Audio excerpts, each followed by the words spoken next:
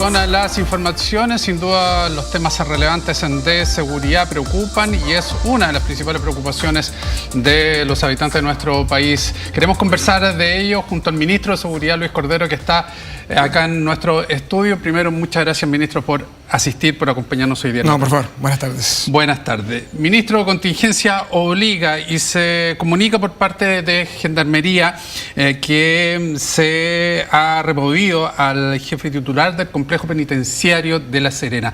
Esto viene a confirmar fallas de procedimientos internos. Hay preocupación porque no se estén realizando las acciones que deberían hacerse para no tener internos de este tipo en los recintos penales.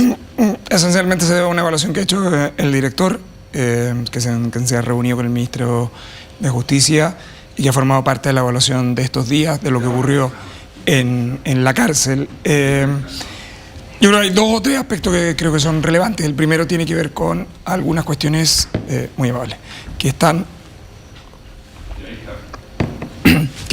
vinculadas estrictamente a lo que ha estado sucediendo en algunos recintos penitenciarios y que tienen que ver con aspectos que combinan dos cosas. Uno, tenemos un tema de sobrepoblación, que es muy evidente. Entre marzo del 2022 hasta ahora, nosotros pasamos de 40.000 personas privadas de libertad a 63.000 personas privadas de libertad. Hay una serie de razones que explican eso: modificaciones legales, reducción de beneficios, aumento de penas, jueces que están dispuestos a aplicar penas más altas, aumento de la eficiencia policial y de la persecución penal, y eso tiene efectos colaterales, uno de ellos el aumento de la población.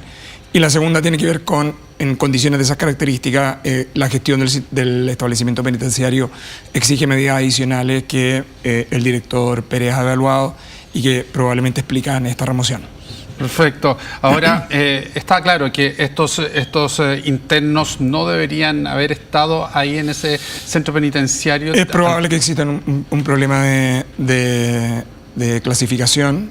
¿Eso también es parte del problema del sistema? A ver, hay dos o tres aspectos que son clave. El primero es un desafío permanente que tiene el sistema penitenciario de segregación adecuada, en el fondo, ¿no? Y la segregación, que está vinculada a temas de peligrosidad, también está asociada a elementos de conducta y, entre otros, a aspectos previos de evaluación de cada uno de ellos. El director Pérez, por distintos tipos de razones, ha tomado la decisión en consecuencia de remover al director, y entre otras probablemente porque están asociados a algunos temas de gestión del establecimiento. Perfecto. Ministro, otro de los temas que nos ha sorprendido muchísimo, sobre todo cuando uno ve las imágenes, tiene que ver con los asaltos de las últimas semanas, con la supuesta utilización, y digo supuesta porque no sabemos si son verdaderos o falsos, de armamentos de grueso calibre, fusiles, metralletas, y que eso no ha dejado de sorprender porque han sido reiterados y además permanentemente en la utilización, asaltos sucursales bancarias, de telefonía, de ropa, en servicentros. ¿Hay algún antecedente que cuenta si efectivamente ese tipo de armamento usado es verdadero o no? A ver, para efecto de tomar esa evaluación, uno tiene que evaluar en primer lugar el tipo de armamento y el uso en el caso de los disparos y la pericia balística, esencialmente.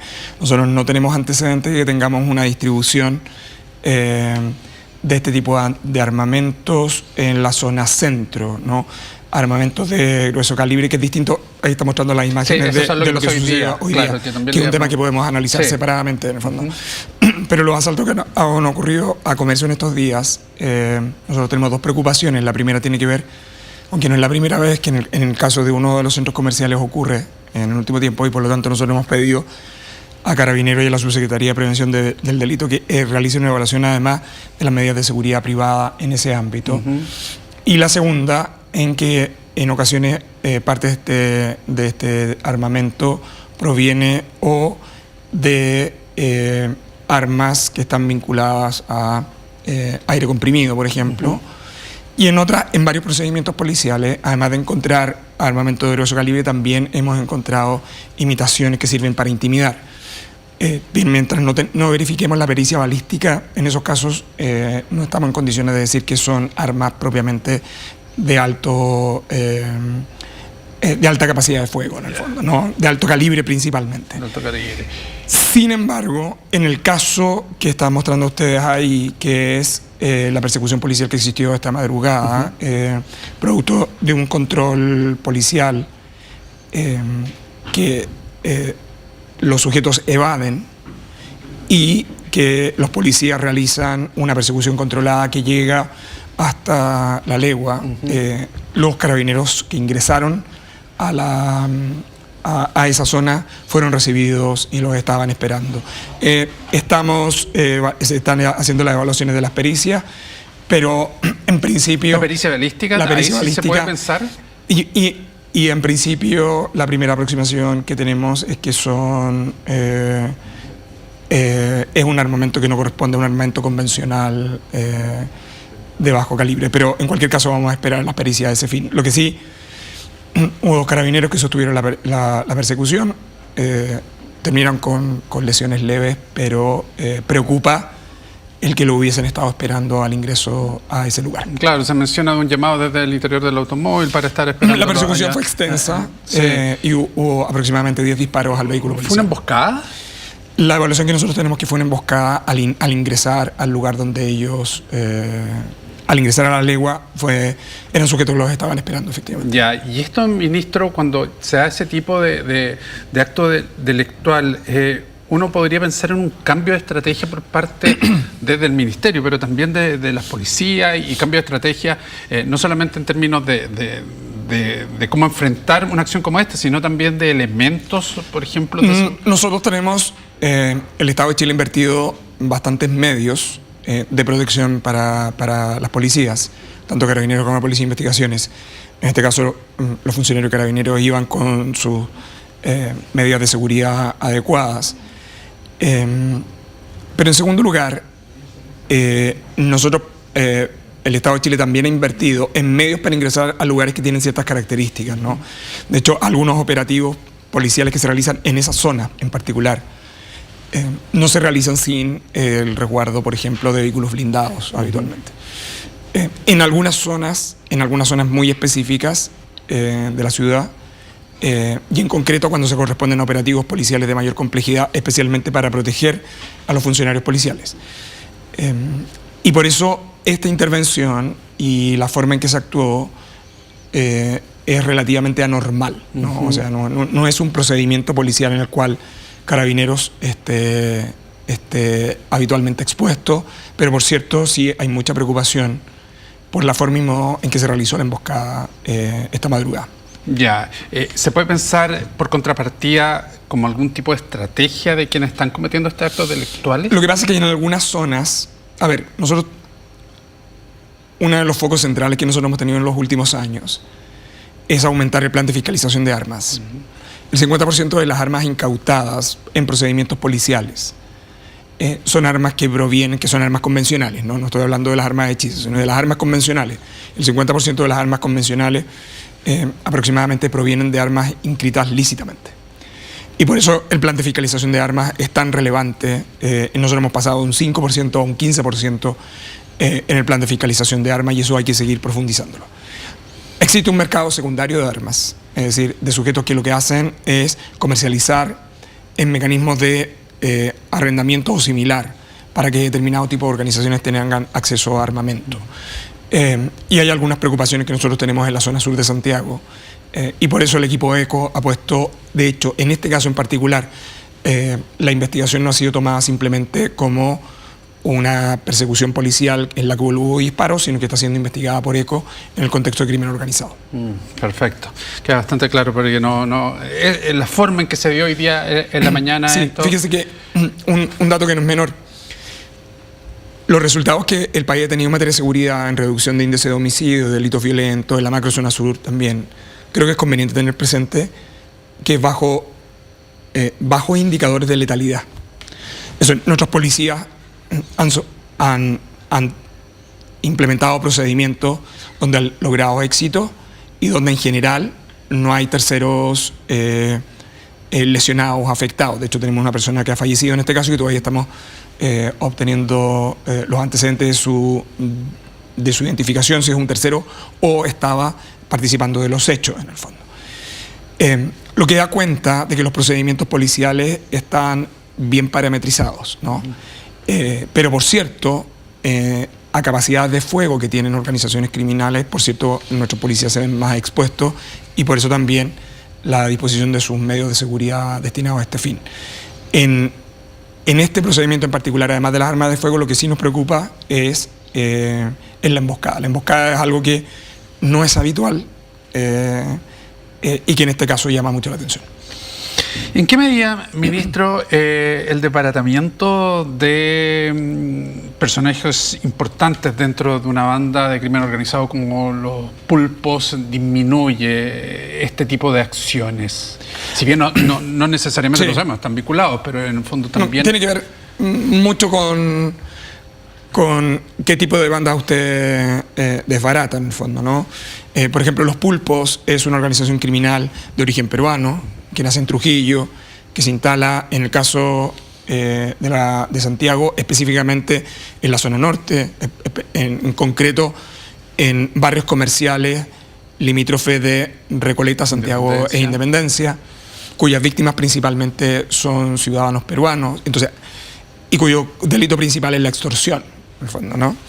Esta es una investigación que viene hace muchísimo tiempo, hay más de 50 personas detenidas, y la evaluación que tiene la Policía de Investigaciones es que con las últimas detenciones prácticamente esta es una organización criminal que ha sido desbaratada en la zona norte de Santiago. Ahora, pasan en fenómenos de estas características dos aspectos. La primera es que este tipo de delitos baja, pero las intervenciones policiales siempre mantienen un monitoreo adicional porque las organizaciones criminales son verdaderas empresas ilícitas en el fondo y por lo tanto identifican los delitos en los que ellos cometen como verdaderos mercados en el fondo. Entonces, si hay un mercado disponible, va a venir otra organización probablemente a tratar de capturar ese mercado disponible y por eso cada vez que se desbarata una organización criminal, la policía mantiene vigilancia especialmente en aquellos lugares donde hay presencia territorial. Eso es un aspecto. Hay otro tipo de organizaciones que no tienen presencia territorial, que lo que hacen más bien es que explotan mercados, ese es típicamente el Tren del Agua, y sus células. Lo que hacen es desarrollar la explotación de mercados criminales y se van movilizando en el fondo, ¿no? Y por eso se dedican a tráfico de droga en pequeña escala, pero su principal mercado son tráfico de migrantes, trata de personas, extorsiones o secuestros extorsivos. Entonces, lo que quiero decir con esto es que las organizaciones criminales transnacionales tienen un tipo de comportamiento cuando tienen arraigo territorial, cuando no. Y las otras son las bandas nacionales. Nosotros, las bandas, en el caso de la región metropolitana, siguen siendo las más importantes bandas de origen nacional. La principal preocupación que siguen teniendo las policías es evitar que se produzcan las convergencias entre bandas nacionales con bandas extranjeras, en el fondo, ¿no? O bien, lo que se aprecia en algunas investigaciones es que bandas nacionales pueden estar subcontratando servicios de bandas extranjeras. Lo que quiero explicar con todo esto es que los mercados criminales, cómo funcionan, cuando usted desbarata una organización, como otra se puede apoderar de ella, es un elemento permanente de la intervención policial, para decirlo en términos sencillos. La actividad de seguridad pública no se acaba con estos sujetos detenidos, sino que sigue con la observación de lo que pueda suceder en esos mercados donde ellos actuaban. Muy bien, además pensando que usted habla de los pulpos, el nacimiento de esta banda en Trujillo, pero además desde los años 90, pero además hay un recambio generacional que van tomando la posta de estos liderazgos, que también me imagino es otro elemento que va complicando, y en ese sentido también ustedes tienen abierta, y las policías obviamente también focalizados en el ingreso al país de algún tipo de liderazgo de estas bandas que pueden retomar la actividad. Y por eso es tan relevante la cooperación policial internacional, en el fondo, ¿no? En el caso de las policías de América Latina, eso es muy activo. De hecho, estos días, hasta antes que se supiese de estas detenciones, que se informaron el día de ayer, había inquietud por parte de la prensa del caso de uno de los brazos operativos de los pulpos que había venido a Chile, más conocido como JJ, y la razón por la cual se tiene conocimiento es porque la policía chilena lo logra identificar en el aeropuerto y le comunica a su par en Perú, a partir del cual ellos pueden tramitar su orden de detención y poder reembarcarlo con destino a Perú nuevamente. Todo eso solo es posible sobre la base de la cooperación policial. Y en el caso de crimen organizado transnacional, es clave la cooperación policial, porque en la medida que usted desbarata una organización en un país, tiene efectos positivos en los demás. Y ahí hay un flujo de trabajo que habitualmente, del punto de vista público, no es conocido, pero hay mucha cooperación policial en la región. Y también cooperación entre los ministerios públicos. Ministro, esta semana también conocimos esta propuesta o esta inquietud, solicitud de la ex ministra Carolina Toá en cuanto a la regularización de personas migrantes, 180.000 aproximadamente, haciendo un llamado a que se ejecute ese proceso pensando en las políticas migratorias de la próxima autoridad. ¿Qué le pareció a usted esa propuesta? Lo que pasa es que yo no soy neutral en ese punto, ¿no? Porque en mi paso por el Ministerio del Interior, aquí hay dos o tres aspectos que son distintos que uno tiene que considerar. La primera, el Estado de Chile invitó a las personas que estaban en situación irregular a empadronarse, ¿no? Y por lo tanto, el Estado de Chile tiene sus antecedentes de aproximadamente 183.000 personas, que no corresponden a todas las personas que están con ingresos irregulares en nuestro país. Son personas que accedieron de buena fe a ese proceso en vista probablemente de un tratamiento futuro en relación a la situación de ellos, que no necesariamente pueda ser regularización, pero sí probablemente mecanismos de facilitación de su gestión en nuestro país. Un porcentaje muy importante de esas personas que están empadronadas están trabajando en nuestro país. Muchas de ellas, aunque sea difícil de creer, de hecho reciben cotizaciones en AFP chilena. ¿Ese es el registro que ustedes tienen? ¿Si vamos pasando datos? Lo que tenemos, cuando uno empieza, hay muchas personas en nuestro país que reciben cotizaciones porque sus empleadores igualmente cotizan en relación a ellas, se obtiene un RUT provisorio con ese fin, etc. Y además, buena parte de estas personas trabajan en determinados comercios, en el fondo, trabajan en servicios, trabajan en comercio en general o trabajan en el sector agrícola. Entonces, esta es una conversación incómoda, porque el país tiene que dar una respuesta en relación a esas 182.000, 183.000 personas que se empadronaron. Y además es conveniente mirar el impacto económico que puede implicar ese aspecto. Ese es un universo de personas. El otro universo es de las personas que, por cierto, no se empadronaron o que llegaron con posterioridad a nuestro país del empadronamiento. Con las personas empadronadas usted puede cruzar la información respecto a si han cometido delitos o no han cometido delitos, por ejemplo. En consecuencia, exige... Oh, disculpe. Sí, sí. Exige abordar esto de una perspectiva política pública bien práctica, en el fondo. Es algo que esta administración no puede hacer. Pero, sin duda, la próxima administración tiene que considerar. Ya, ahora, para aclarar, empadronado no significa necesariamente que están legales en nuestro país. Son personas que en nuestro país ingresaron ilegalmente, pero que al llamado al empadronamiento del Estado de Chile entregaron voluntariamente sus antecedentes. Y son personas que ya están arraigadas en nuestro país, en el fondo. Entonces, son de este tipo de debates que son incómodos, pero que hay que tenerlos. Ahora, por cierto, esta administración no puede iniciar un proceso de regularización. Por el tiempo que queda. Y porque además lo razonable es que esta sea una conversación que exista entre la administración saliente y la administración entrante. Esas personas empadronadas se encuentran ahí. El Estado de Chile tiene sus antecedentes. Esas personas de buena fe entregaron sus datos al país. Son personas que son fáciles de ubicar.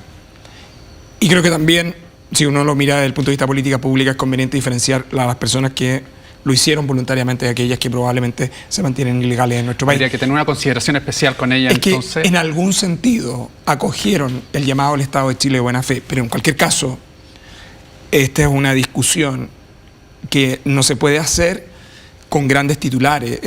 En estricto rigor requiere ser una discusión y un debate muy detenido, entre otras cosas, porque una de las preguntas que uno debería hacer es qué impacto tienen los sectores económicos donde ellos se desenvuelven.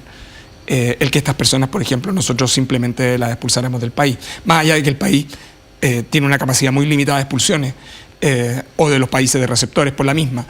Pero lo cierto es que tienen todas las evaluaciones que nosotros tenemos, que el país tiene, las que ha realizado el Banco Mundial con el BID, sobre los impactos económicos que tiene la migración en el caso de estas personas en mercados en los cuales ellos se desenvuelven, tienden a ser generar efectos positivos. Pero en cualquier caso, esta es una decisión que tiene que tomar la próxima administración, y a nosotros lo que nos corresponde es entregarle a la próxima administración el detalle de esa información y los aspectos que ellos podrían considerar con el propósito de llevar a cabo una iniciativa no de esas características en el fondo.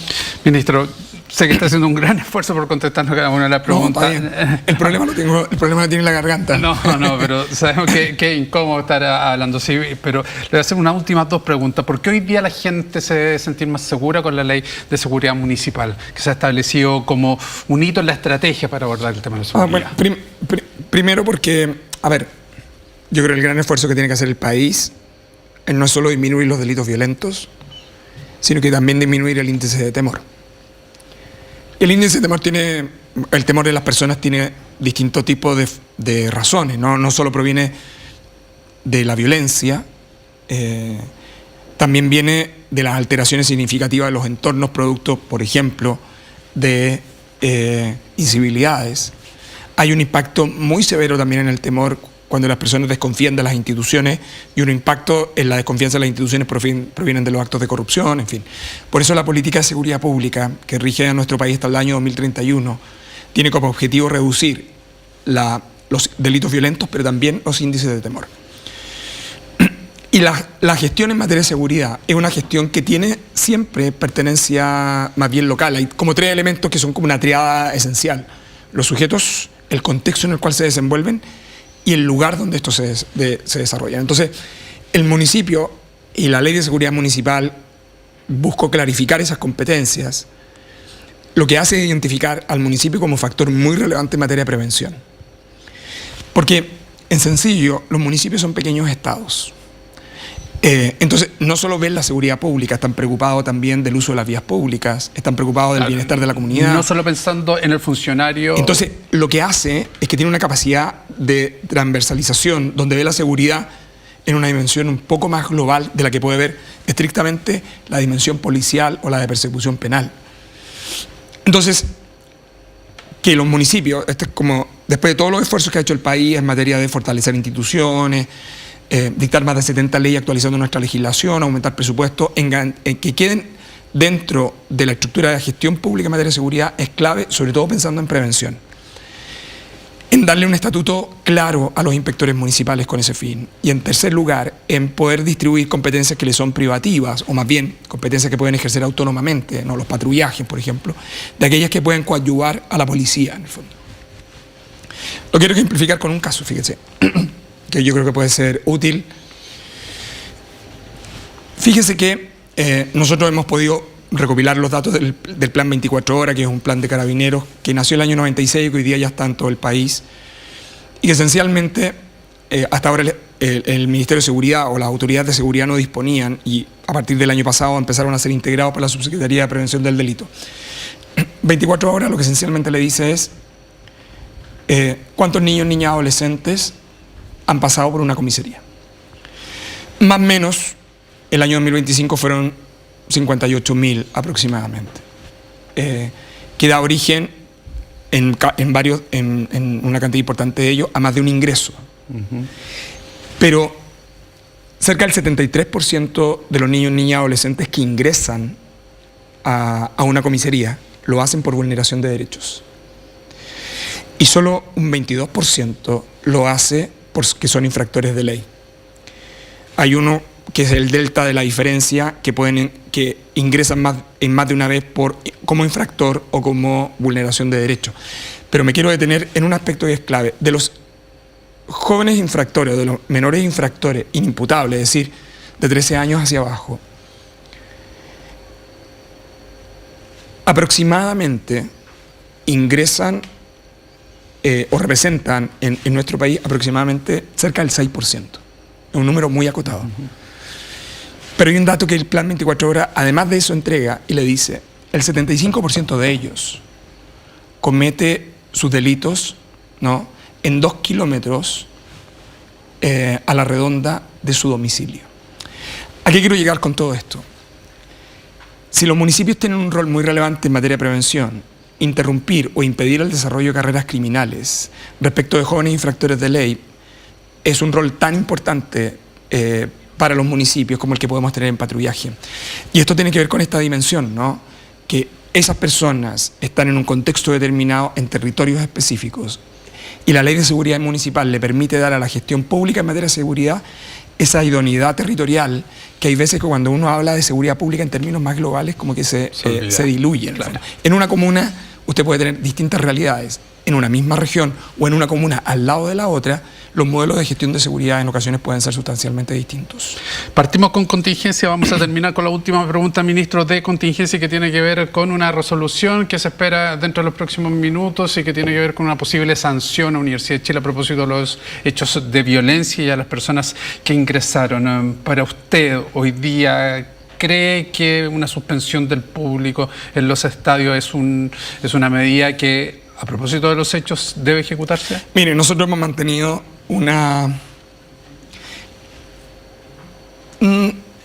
quiero ocupar la expresión adecuada. Hemos mantenido una diferencia constante y permanente con el fútbol, con la NFP y con los clubes. Nosotros le hemos dicho, no es responsabilidad del Ministerio de Seguridad Pública el desarrollo del fútbol como espectáculo. La responsabilidad del Ministerio de Seguridad Pública es que sea un evento masivo, como otros, que se realicen en condiciones de seguridad para las personas que están ahí. Hemos ejercido acciones contra los miembros de los clubes y hemos tenido manifiestas diferencias. Pero también quiero reconocer que los clubes han hecho esfuerzos. Los controles biométricos que ya no solo Católica había desarrollado, sino que en el caso de Colo-Colo lo comenzó a hacer. Medidas de seguridad adicional, con contrataciones de guardias distintos en seguridad que lo ha hecho. Estoy hablando de los tres grandes porque son los que convocan público, y además donde están concentradas una cantidad importante de incidentes. Ese día en particular, esos días además, respecto de este partido en concreto, nosotros teníamos información de probables afectaciones al orden público en el hotel donde se encontraba el club, o bien que sujetos iban a impedir el traslado del bus porque habían sido sancionados un sector completo. Nosotros le exigimos al club que tomara medidas adicionales. Carabineros, por su parte, desplegó los medios policiales con ese propósito. No hubo problema ni en el hotel ni tampoco en el traslado. Y ese día, esa imagen es bien importante, porque esto es simplemente para demostrar que Carabineros sí está en el estadio. Se intervino. Yo tengo pocos recuerdos, ¿verdad? Ninguno, de que la barra de la U hubiese aplaudido a Carabineros cuando ingresó. Estaba ahí yo y aplaudieron a Carabineros. Entonces, cuando ingresó. Gran parte al menos. Ese es un mensaje muy relevante de que la hinchada distinga a quienes cometen delitos de esencialmente a quienes quieren disfrutar el fútbol. Pero en segundo lugar, yo tengo una opinión, un convencimiento sobre este punto, y por eso he insistido en este punto. Hoy día hay barras de estos clubes que, ordenadas en estas estructuras de piño, lo que hacen principalmente es ocupar el fútbol con mecanismos de reclutamiento para la comisión de delitos en otros lugares.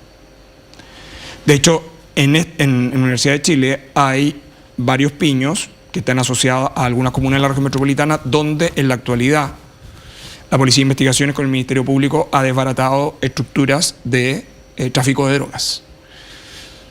Entonces, en estas barras hay sujetos que las utilizan con el propósito de reclutar y cometer. Son estructuras criminales que operan con crimen organizado fuera de los recintos, pero que ocupan las barras con ese fin. Y las ocupan también para demostrar sus capacidades de fuerza. Entonces, desde el punto de vista de seguridad pública, nosotros estamos siendo muy estrictos con los clubes. Nosotros le pedimos a los clubes que sean igualmente estrictos con sus hinchadas.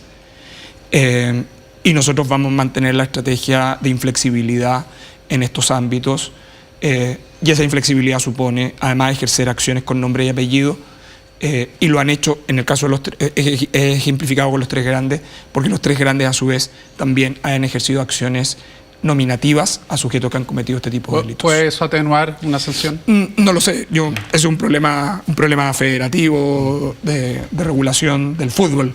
Lo que sí quiero decir es que en esto es un aspecto que nosotros no podemos retroceder, especialmente porque estamos combatiendo a organizaciones criminales que utilizan las barras como medio de demostraciones de fuerza y comisión de delitos en otros lugares. Muy bien, ministro Luis Cordero, muchísimas gracias. No, reiteramos los agradecimientos por el esfuerzo. Hay un resfrío de verano bastante incómodo, además, pero independientemente de aquello, analizando todos los temas de la contingencia. Muchísimas gracias. No, muy bien. Muchas gracias. Son las 6 de la tarde en punto. Nos separamos un instante. Regresamos con la revisión de más información.